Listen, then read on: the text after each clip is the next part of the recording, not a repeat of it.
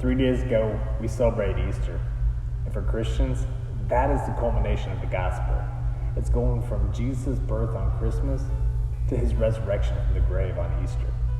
Now, unfortunately, this truth is where many Christians stop. But it's important to look at what happened next. And here's 5 things that Jesus did and how you and I as Christians, we can be more like him. Number 1, Jesus showed up.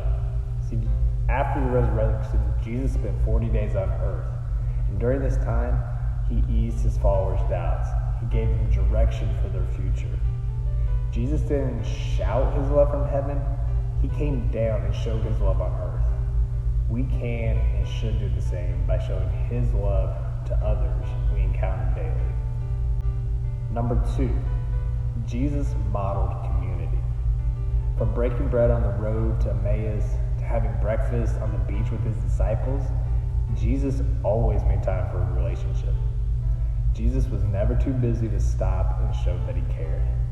As his followers, we're called to intentionally serve people in our families, our workplaces, our communities, our cities, just like he did. Number 3, Jesus comforted the broken. When Jesus came back, he wasn't frustrated that his disciples hadn't understood his plan. He wasn't mad that they abandoned him or denied him. He didn't reprimand them for their questions and their depletion of faith after his death. Instead, he met them in their uncertainty and their fear.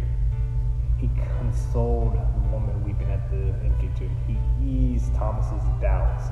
He spoke words of life and peace.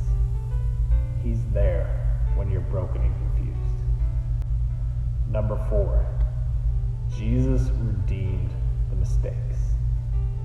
Before the crucifixion, Peter denied Jesus 3 times. Later, we see Jesus restore Peter by asking him 3 times if he loves him. And then he entrusted Peter by instructing him to take care of his flock, to go out and be the church, to lead the church. Even though Peter stumbled in his faith, it didn't cancel his identity in Christ. And in the same way that God's power is made perfect in our weakness, we can reflect God's grace by forgiving the mistakes of those who have hurt us and those who have denied us. Finally, number 5, Jesus instructed and empowered. Right before Jesus ascended into heaven, he told his followers to go make disciples of every nation.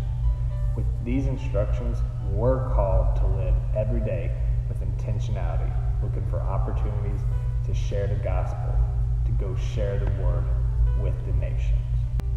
So just because Easter's over, that doesn't mean that the story's over. Take those 5 things and go live your life. Be like Jesus and spread the gospel.